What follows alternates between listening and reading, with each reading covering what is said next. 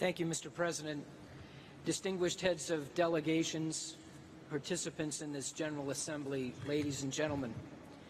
I want to start by thanking President Peña Nieto, Foreign Minister Videgaray, and the people of Mexico for hosting this year's General Assembly.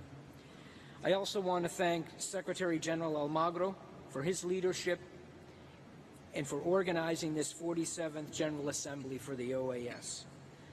I have four brief but important points. The first is a statement of the United States goals for engagement in the Americas for mutual security and shared prosperity.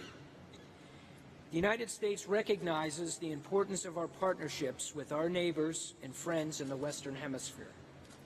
Our partnerships in this region are vital to our economic competitiveness and our ability to solve our shared security challenges. We're prepared to work with all nations to further this common agenda. Enduring prosperity and our common security require effective democratic institutions that respond to the needs of and deliver results for our populations. We all require strong institutions that help to provide economic and social opportunity and safeguard citizen security. We share many common goals in these areas, including working together to combat transnational crime of all kinds. No nation can flourish economically or strengthen its democratic institutions if people are afraid to open a business, attend school, visit a doctor, or congregate in a city square. The United States understands that by working together and recognizing shared responsibilities, we can address this challenge and others. Second, the United States strongly supports the role of the OAS and is committed to the success of its important work. The OAS electoral observation missions throughout the hemisphere ensure that governments honor the voices of their people. The Inter-American human rights system performs an essential role in offering a line of defense against abuses. The Secretariat of Multidimensional Security does important work to improve law enforcement and promote transparency in judicial systems. The OAS mission to support the peace process in Colombia plays a critical role in monitoring the implementation of the process and ensuring commitments are met. And we are proud to support the OAS mission against corruption in Honduras, and we hope that other nations will demonstrate this type of aggressive anti-corruption effort. The third issue is Venezuela. The United States remains committed to working with OAS member states to face what is a great challenge, helping the people of Venezuela find a peaceful, democratic, and lasting solution to that country's current crisis. The OAS has a critical role to play. The Inter-American Democratic Charter remains an essential element of the inter-American system that our nations created together. Today we recall the Charter and the commitment of our countries to uphold and defend democracy. We've all been alarmed by the dramatic deterioration of democratic norms in Venezuela, as well as the attendant violence in which many people have died. As neighbors and fellow citizens of the Americas, we can no longer stand by and watch this suffering. Nor can we ignore the denial of basic freedoms like freedom of assembly, freedom of expression, and political participation.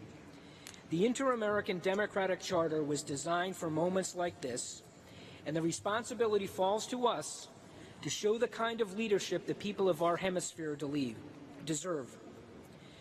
The United States has joined with a growing number of courageous democracies in our region to urge the Venezuelan government to hold free elections, respect the independence of the National Assembly, release all political prisoners, and directly address the country's humanitarian crisis.